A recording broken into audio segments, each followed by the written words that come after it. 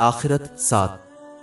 صحیح مسلم نمبر 2866 میں موجود ایک حدیث میں حضور نبی اکرم صلی اللہ علیہ وآلہ وسلم نے خبردار کیا ہے کہ قیامت کے دن سورج کو مخلوق کے 2 میل کے فاصلے پر لایا جائے گا۔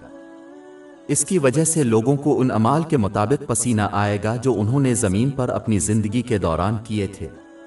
بعض کا پسینہ ان کے ٹخنوں تک، بعض کا گھٹنوں تک اور بعض کا منہ تک پہنچے گا۔ کسی کو صرف اس بات پر غور کرنے کی ضرورت ہے کہ وہ شدید گرمی کے موسم کا شکار ہوئے اور گرمی نے ان کے رویے کو کس طرح متاثر کیا، تاکہ اس بات کا اندازہ لگایا جا سکے کہ قیامت کے دن جب سورج کو ان کے اتنا قریب لایا جائے گا تو صورتحال کتنی مشکل ہوگی۔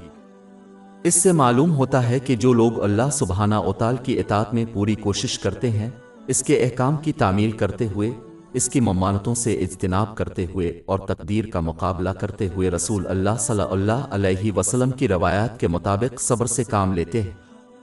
اسے قیامت کے دن نرمی ملے گی۔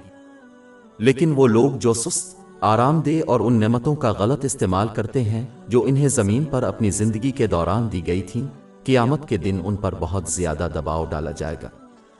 سیدھے الفاظ میں جو یہاں کوشش کرے گا وہ وہاں آرام کرے گا، لیکن جو یہاں آرام کرے گا وہ وہاں مشکل میں پڑے گا۔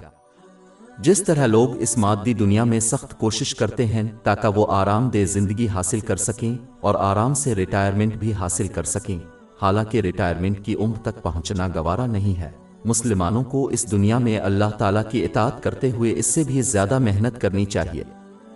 ان کو نعمتیں ان طریقوں سے عطا کی گئی ہیں جو اس کی خوشنودی کے لیے ہیں، تاکہ وہ اس دنیا میں اور اس دن کے موقع پر امن و سکون حاصل کر سکیں جو یقینی ہے۔ ایک ایسے دن کے لیے کوشش کرنا بڑی جہالت کی علامت ہے جو کبھی نہ پہنچ سکے، یعنی ریٹائرمنٹ کے دن، اور اس دن کے لیے کوشش نہ کرنا جس تک پہنچنے اور تجربہ کرنے کی ضمانت دی گئی ہو، یعنی امن حشر۔ ہماری ویب سائٹ www.sheikhpod.com پر 400 سے زیادہ مفت e books, audio books, infographics, podcast اور بلاگ دستیاب ہے۔